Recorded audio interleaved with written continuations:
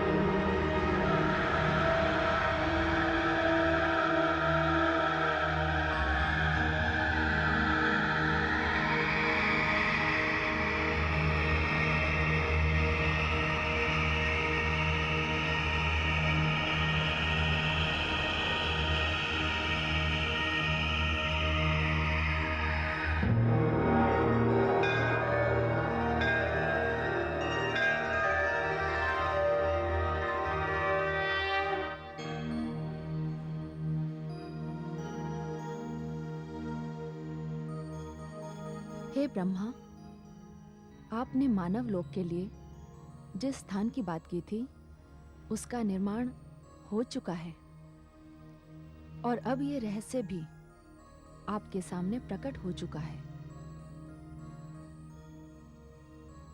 ये मेदिनी है।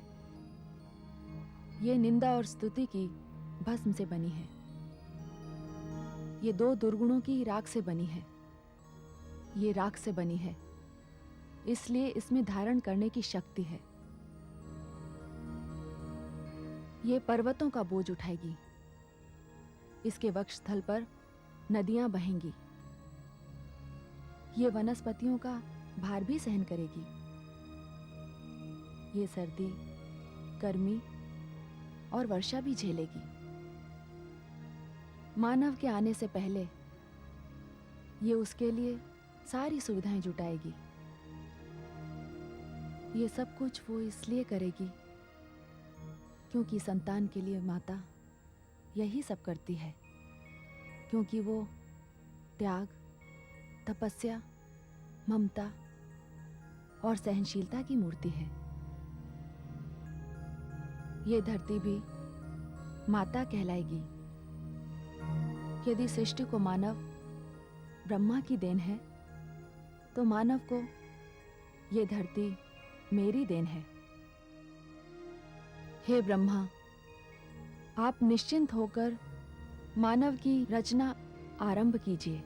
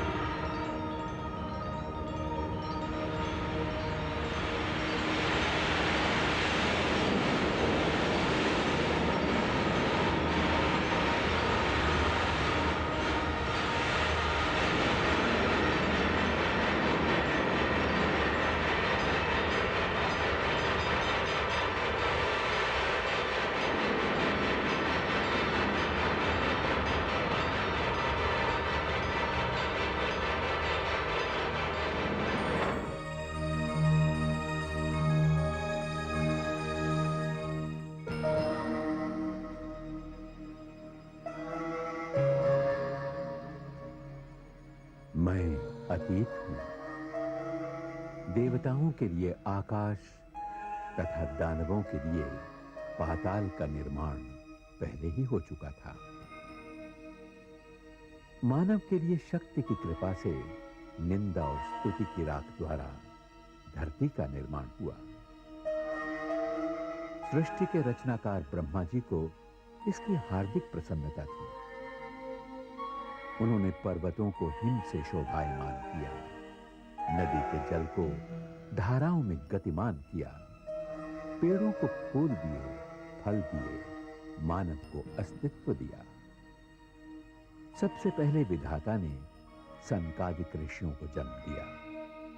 देवता आ गए, दानव आ गए। उसके पश्चात ब्रह्मा ने अपने हृदय से नारद को प्रकट किया।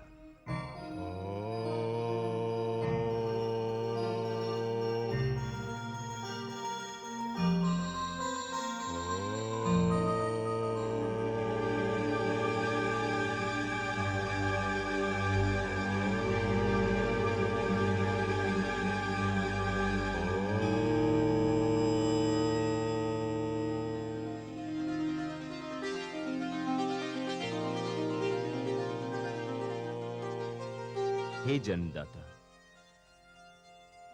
संतान का प्रणाम स्वीकार कीजिए। मेरी रचना का उद्देश्य क्या है? मेरा परिचय क्या है? तुम्हारा परिचय ही तुम्हारा प्रयोजन बताएगा। तुम मेरी परम प्रिय रचना हो। तुम्हारा निर्माण मैंने अपने अंतःस्थल से किया है, बड़े ही मनोयोग से किया है। जैसे तुम्हें वेदों में पारंगत बनाया है, उसी प्रकार संगीत कला में प्रवीण भी किया है। तुम मेरे मानस पुत्र नारद हो। परिचय के लिए आभारी हूं पितृदेव। अब मेरे लिए क्या आदेश है? मानव के लिए मेरा यही आदेश है कि वह नए मानव को जन्म दे, मानवता की परंपरा बनाए। यह मेरे लिए संभव नहीं है पितृदेव। देखिए ना, जब से मैं आपके समक्ष खड़ा हूं, मेरे अंतर्मन में एक ही शब्द गूंज रहा है, नारायण नारायण नारायण। हे पूज्य पिताश्री, मानव को जन्म देने की सेवा मैं नहीं कर पाऊंगा। मेरा मार्ग तो वैराग्य का है, नारायण की खोज है। मैं गृहस्थी के बंधन में नहीं बंधना चाहता। मैंने तुझे अपने हृदय से जन्म दिया है और तू वैराग्य की बातें करके मेरी आज्ञा का उल्लंघन कर रहा है। अपराध क्षमा करें पूज्य पिताश्री, मैं आपकी आज्ञा का पालन नहीं कर सकता। मैं तो बस आपसे यह निवेदन कर रहा हूं कि मेरे अग्रज सनकादिक, जिनकी रचना मुझसे पहले हुई है, वे भी तो आपकी आज्ञा का उल्लंघन कर कर चले गए। तेरा ये दुस्साहस!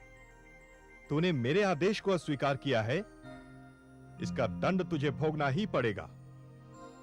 जा, मैं तुझे शाप देता हूं कि तू सदैव अकेला ही भटकता रहेगा। जा, मेरे सामने से शीघ्र चला जा। मेरे कारण आपको क्रोधित होना पड़ा, इसके लिए मैं क्षमा चाहता हूं पिताश्री। पुत्र होकर भी मैं पिता की आज्ञा का पालन नहीं कर पा रहा हूं। यह मेरा दुर्भाग्य है, किंतु मैं अपना निर्णय ले चुका हूं। मेरा मार्ग लोक कल्याण का मार्ग है, नारायण का मार्ग है। इस उद्देश्य के लिए मैं अपने जीवन पथ पर अकेले ही चलना चाहता हूं।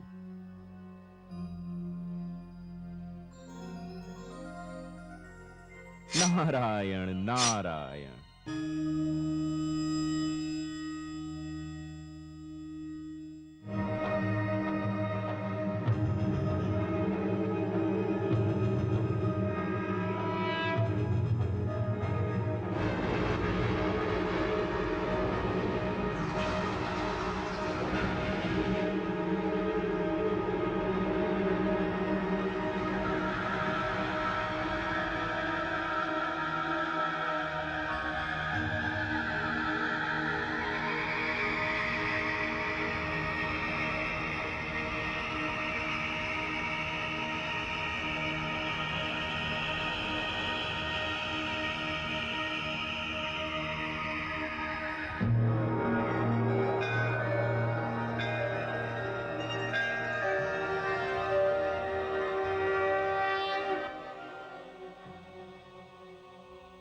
आदि शक्ति को ब्रह्मा का नमन स्वीकार हो।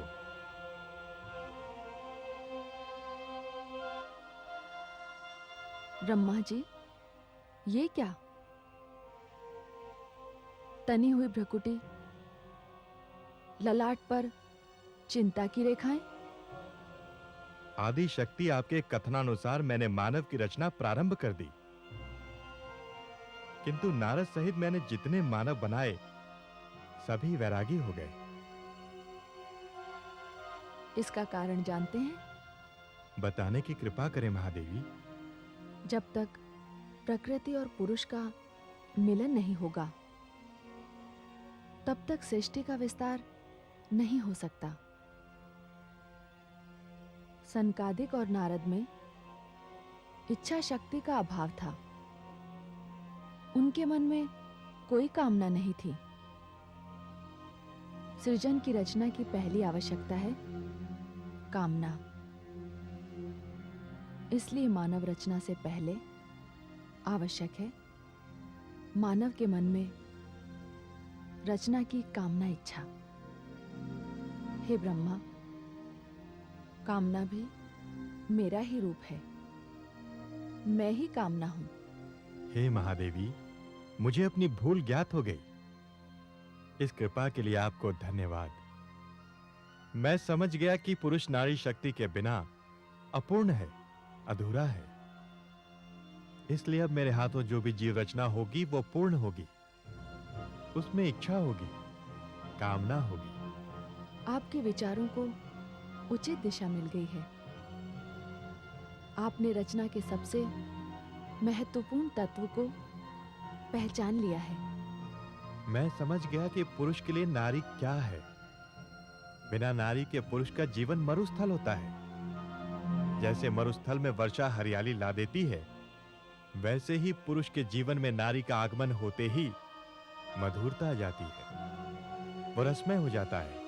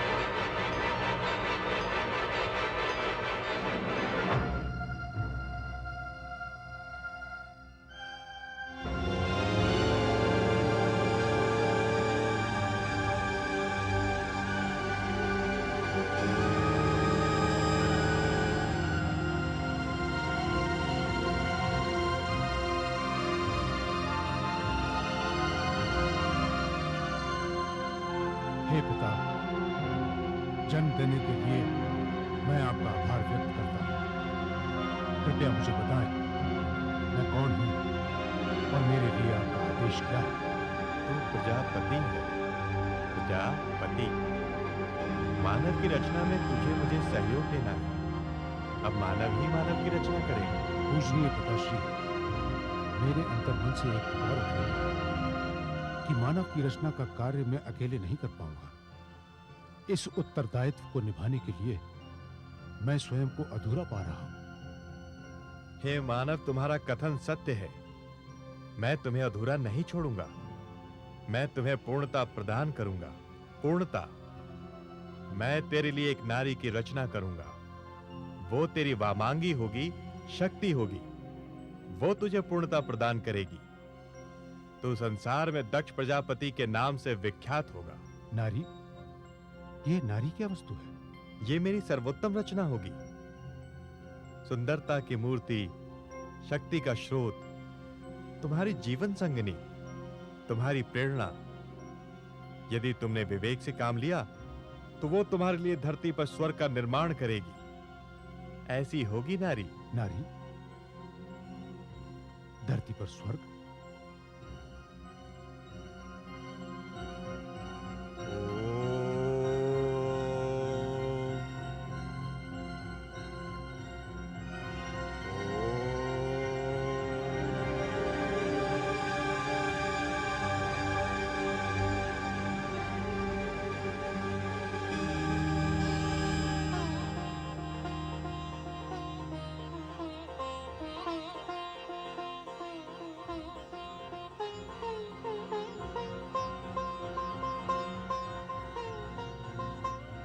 मेरे रचयिता, कृपया मुझे मेरा परिचय दें। मैं कौन हूँ? मैं कैसे अस्तित्व में हूँ? मेरा भविष्य क्या है? तुम नारी हो। प्रकृति की सुंदरतम वस्तुओं की सहायता से मैंने तुम्हारा निर्माण किया है। तुम्हारी रचना करते समय मेरी कल्पना में हंसनी की चाल थी, हिरनी की आंखें थी, उषा की लाली से मैंने तुम्हारे होठों को सुशोभित किया है। काली घटाओं को देखकर मैंने तुम्हारे केशों को रूप दिया है। तुम्हारे कंठ में मैंने कूकती कोयल के स्वर रख दिए। ऊपर से नीचे तक मैंने तुम्हें इंद्रधनुष के रंगों में सजाया है। हे देव, ये तो मेरी आंखें देख रही हैं। ये सब तो मेरी बाहरी सुंदरता है, किंतु मेरा अंतःस्थल। हाँ हाँ, बताता हूं। तुम्हारे अंतःस्थल को मैंने आकाश की विशालता, व्यापकता और उदारता दी है। धरती की सहनशीलता दी है, लहरों की तरलता दी है और दी है फूलों की कोमलता। साथ ही मातृत्व की ममता और शक्ति दी है। तुम्हारे भीतर मैंने लक्ष्मी का वैभव, सरस्वती का ज्ञान और भगवती की शक्ति भर दी है। मेरी रचनाओं में तुम सबसे महान हो। पुरुष को दिया हुआ मेरा तुम श्रेष्ठ वरदान हो। मेरी रचना पुरुष के लिए हुई है और पुरुष की रचना तुम्हारे लिए है। तुम पुरुष की जीवन संगिनी बनोगी, उसकी सेवा भी करोगी और प्रेम के बल पर उसके हृदय पर शासन भी। नारी और पुरुष एक दूसरे के सहयोग से पूर्णता प्राप्त करेंगे। तुम्हारी सहायता से जीवन से नवजीवन की परंपरा बनेगी। पुरुष और नारी का वही संबंध है जो पुष्प का सुगंध से, विश्वास का श्रद्धा से और प्राणों का श्वास से है। ये नारी है, नारी। और हे पुरुष, ये नारी आपको ऐसे नहीं मिलेगी। इसके लिए आपको मानव परंपरा का निर्वाह करना होगा। आपको विवाह करना होगा। नारी पुरुष को मनु परंपरा के अनुसार विवाह के उपरांत पत्नी के रूप में मिलेगी। विवाह? हाँ, विवाह। नारी और पुरुष का विशेष ढंग से जीवन जीने का सम्मिलित निर्णय। विवाह एक ऐसा पावन आयोजन है जिसमें देवताओं का आवाहन होगा। अग्निदेव को साक्ष्य बनाकर नर और नारी पत्नी और पति बनेंगे।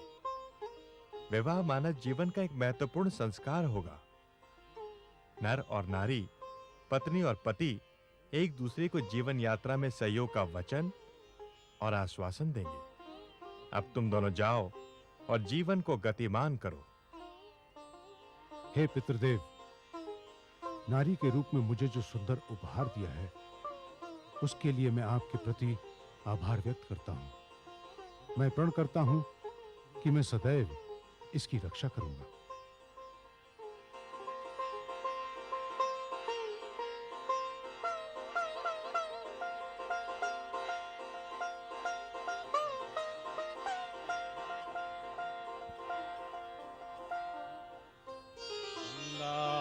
यमुना सरस्वती च यमुना गोदावरी नर्मदा च दिव्यांबरा नानारत्नविभूषितं चन्दनं जाति चंपक बिल्वपत्र सचितं पुष्पं च धूपं तथा दीपं देवदयानि देवसुपते कल्पितं द्रविणां सौवर्णे मणिखण्डितरत्नचित्ते रेवती सौभाग्यवती भव, आयुष्मान भव। हे पुरुष, मैं आपको आश्वासन देती हूँ कि मैं अपने तन, मन और आत्मा से आपके प्रति समर्पित रहूंगी। आदि प्रजापति का जो आदेश है, उसका पूरी तरह से पालन करूंगी।